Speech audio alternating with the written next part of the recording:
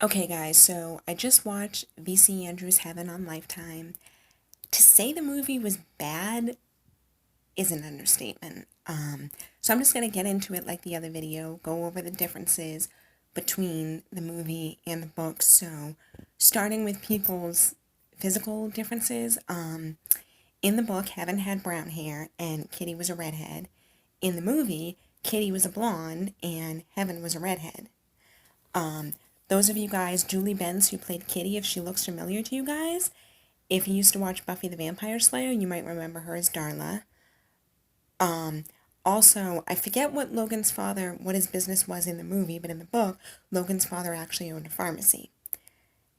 And in the movie, Kitty was a dental hygienist. In the book, Kitty actually had her own beauty salon inside a hotel, as well as she had all of these different ceramic animals all over her house that she said she made, and she'd give people classes on how to make them.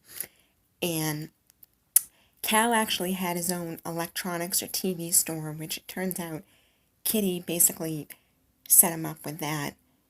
Basically, turns out that Cal was kind of almost stuck with Kitty because he owed her a lot of money, $30,000.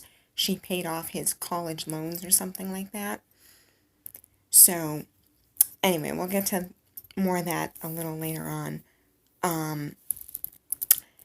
Fanny was a lot different in the book. Fanny was very promiscuous, always fooling around with the boys. Even at church, she'd be sneaking off into the coat closet, doing inappropriate things. She was always flirting with Logan, trying to get his attention, but he was only interested in Heaven. As far as who they cut out from the book, the grandfather, I guess at the beginning of the movie, he had gotten arrested for stealing moonshine or selling moonshine, something like that. He was very much in the book because actually the part where Heaven is asleep and her father comes in and tries to do something inappropriate with her, he's the one that told him to leave her alone, saying, "Don't touch that child, she's not yours to take." And then sometime after the grandmother died and the kids all got sold, he went to live in a nursing home. They also cut out Miss Deal. So Miss Deal was Heaven's teacher. She was very nice. She actually tried to help Heaven and her siblings. She would take them for ice cream after church, took them out for some nice lunches, bought them books and things like that. As far as Sarah goes, that pretty much stuck to the book. She, of course, blamed Luke and his disease for killing the baby. He had contracted syphilis from the local whorehouse.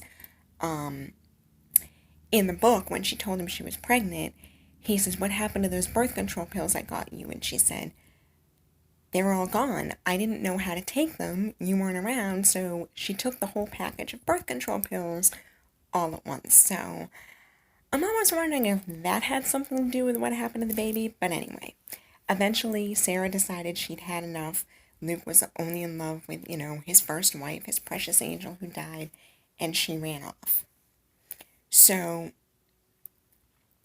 the father frequently, Luke, would go off and he'd come back every once in a while with clothes and food for the kids, and then he'd take off again.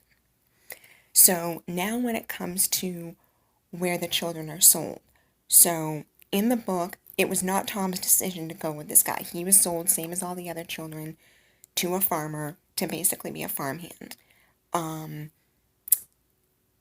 Keith and Jane, they were sold to that rich couple, and then when they left, Fanny, who was very self-centered, said to Heaven, "Oh, if only you'd given me time to make myself look presentable, maybe they would have wanted me. How come they didn't pick me? Why did they want them instead of me?" She was very self-centered. Then when it came down to Heaven, her father actually gave Heaven a choice between two couples. So two couples came to the house, Kitty and Cal, and an older couple. The older couple seemed very quiet. They seemed like they really almost didn't even want to be there. Heaven, I guess, deciding that Kitty and Cal were younger looking and seemed more friendly, she chose them. Now, at this point, she didn't know that Kitty had a history with her father.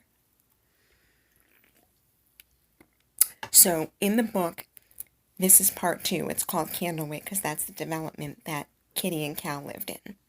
So, Kitty's showing Heaven her house and, "Oh, look at all these ceramic animals, I make them, and, they're very hard to make, and, oh, isn't my house just gorgeous?" And She insisted that Heaven not step on the carpet with her dirty feet. No, no, no, we have to get you upstairs and get you clean right away. She wouldn't even let her sit on the toilet without putting toilet paper down on the toilet first. So she puts gloves on and everything, makes Heaven strip down, and draws this scalding hot bath and puts Lysol in it. And Heaven says, "You're going to make me take a bath in Lysol?" And Kitty said, "Oh, honey, it's the only way to get you clean. You probably have all sorts of diseases and stuff. Living up in the hills, it's the only way to get you clean." Heaven insisted the water was too hot. Kitty said, "Don't be ridiculous. I take a bath in this temperature all the time." So, of course, Heaven gets in and gets badly burnt red. Cal came in and said, "Oh my God, what have you done to this poor child?" So she had Cal go to the store to get Heaven some clothes, but in the book, she made Hal pick out clothes that were way too big for her. I guess she didn't want Heaven to appear attractive in any way. And Heaven did not have her own room at first. Kitty insisted that Heaven sleep in the bed between her and Cal. Cal said, "Are you ridiculous?" And Kitty said, "Oh, she's one of those hill girls. If we leave her by herself, she'll do inappropriate things. So until I get her trained, she has to sleep in the bed with us." Until one night, they were all going to bed. Heaven got into the bed first. Then Cal got into the bed, and he sort of snuggled up next to Heaven. And Kitty freaked out, saying, "Get away from her. Don't touch her." She made Heaven go sleep on the couch, and eventually Cal talked Kitty into letting Heaven sleep in the spare bedroom. Now, also, a little side note, in the book, Kitty wasn't accusing Heaven and Cal of doing things behind her back. "Oh, what's it like being alone with my husband all day?" It wasn't like that at all in the book. So, let's see. Kitty's at work all day, and Heaven starts to form a bond with Cal. She starts to see him as sort of a father figure. He would take her to the movies, take her out for nice dinners. Kitty didn't believe in spending money on dinners out. She thought it was a waste of money. But anyway. So Cal decides they should throw a surprise birthday party for Kitty to cheer her up. So he got Heaven this nice new dress to wear.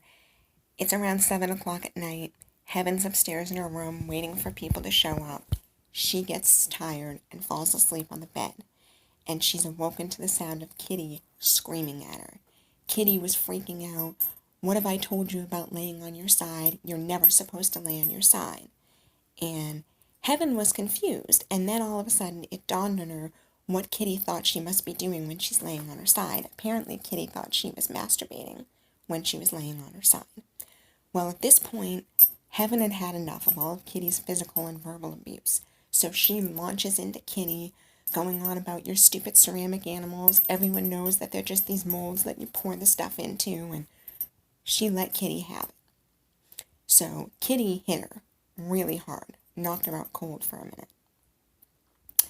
Then they're downstairs, and Kitty tells Heaven to go up and get her doll. And Kitty makes her give her the doll and smashes it into the fireplace. Sometime later, Cal finds Heaven in her room, crying. She tells him what happened with Kitty, and he was absolutely appalled. One thing led to another. They did end up sleeping together, but it wasn't entirely consensual. Heaven, as I said, had started to look at Cal as a father figure. He was the only one who really tried to protect her from Kitty and look after her, and she was afraid that if she said no, she would lose the only person who really looked after her. So it wasn't exactly consensual, and then after that incident, Heaven sort of found herself trying to mend fences between Cal and Kitty in the hopes that Cal wouldn't look at her like that again. So then Kitty starts to become very strange acting. She's very lethargic, lying in bed all day. Cal and Heaven can't figure out what's wrong with her. She keeps saying she wants to go home. So they wrote a letter to Kitty's parents asking if they could bring her back to Winterboro. Her parents agreed. Now, in the book, her mother wasn't exactly thrilled to take her back, but she told Cal that she would take care of her. So that whole scene in the movie where Cal says to Kitty's mother, "I caught Heaven sneaking out, what should I do?" And Kitty's mother says, "Punish her." That didn't happen in the book. In the book, sometime after Kitty and Cal brought, after Heaven and Cal brought Kitty back to her mother's house, she ended up telling Heaven and Cal to leave and not come back. So also that whole scene in the movie where Kitty's on her deathbed telling Heaven, who's crying, "Oh, I hope I was a good mother to you," and Heaven says, "Yes, you were." It was not like that in the book. So, yes, it turned out that Kitty had breast cancer, and she never went to the doctor because she didn't want to have the things that she thought made her look so attractive taken away from her, so she never went to the doctor. So, Heaven had gotten to see her brother Tom again. He would write her letters and tell her that everything was fine. He didn't want her to worry, so he sort of embellished a little bit. She went to the Reverend's house to try to see Fanny. Fanny opened the door and told her to go away, that she didn't want to see her. She saw Logan again. She actually took Logan to see her mother's grave. And Logan was so happy to see her again. He did want to marry her and, thought she was so perfect and pure, and Heaven decided she had to tell him about what happened with Cal. And I think Logan sort of had an idea about what had happened, and he said, "Please don't tell me. Why are you telling me this? I don't want to hear it." And he ran away from her. So, as I said, this is how it was different from the movie. Kitty was in the hospital, and Luke actually came to see her in the hospital, and he apologized for everything that he had done to her. So sometime after living with Kitty, Heaven found out that Kitty used to date her father. She got pregnant, wanted him to marry her. He wouldn't. She said she would kill herself, and he said he didn't care. She said she made herself lose the baby and then couldn't have any more children after that. There's one scene in the book where Heaven says to Cal, "What does Kitty want me for anyway, other than to be her slave?" And Cal says, "She loves you because you're her kid, because you're his kid, Luke's kid, and that's the same reason she hates you." So Kitty thought somehow by punishing Heaven that she was punishing Luke. So anyway, Kitty's in the hospital. Luke came to see her and apologized for everything that he had done. And Kitty's mood just completely picks up. She starts acting like her old self. She even convinced Luke to give Heaven the address of where Keith and Jane were so she could try to find them, as well as the address of where her real mother's family lived so she could try to find them. Luke had actually gotten remarried to a very nice lady and had a good job and bought a house and wanted the kids to come and live with them. Tom and Fanny, I guess, had agreed to go and live back with him. Heaven didn't want any part of it and couldn't understand how Tom would want to forgive him. So,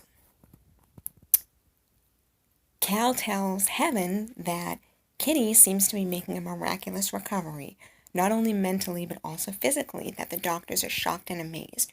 Her tumor has nearly completely shrunk and looks like she's going to make a full recovery, and that he always really loved Kitty, so he's going to stay with her. So Heaven has decided to go to Boston to find her mother's family. At the airport, Fanny comes to see her and shows her that she's pregnant. Reverend Wise is the father, but she tells Heaven that the Reverend and his wife are going to pay her $10,000 for the baby. So I guess they were going to take the baby and say that it was theirs.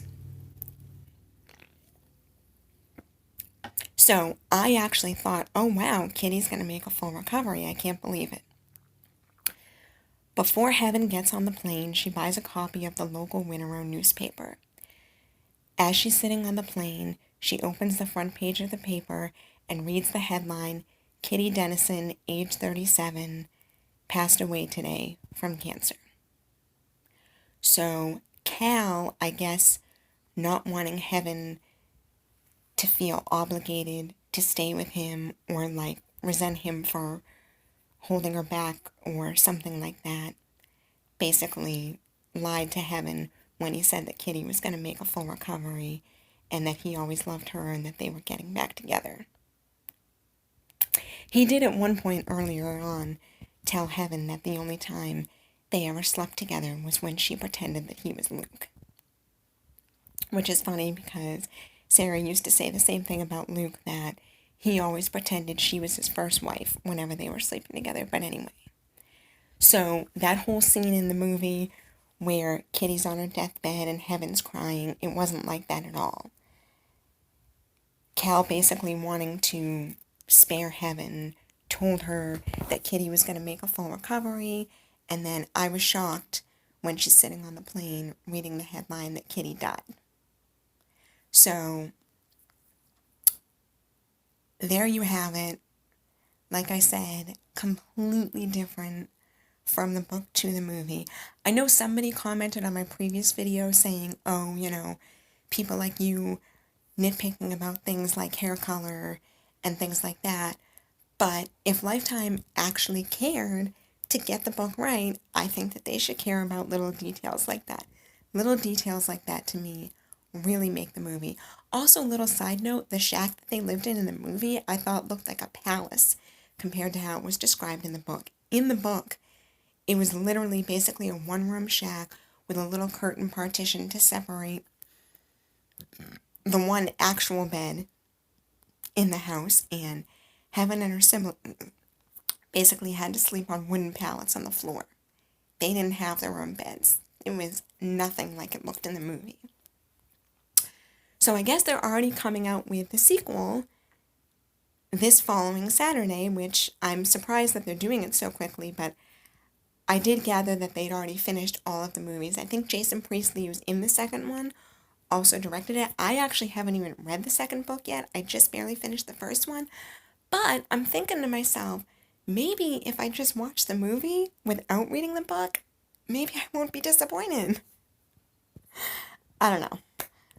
But, so there you have it. The movie, out of all the V.C. Andrews movies, I have to say, was the worst so far. Let me know what you guys think, if you agree with me.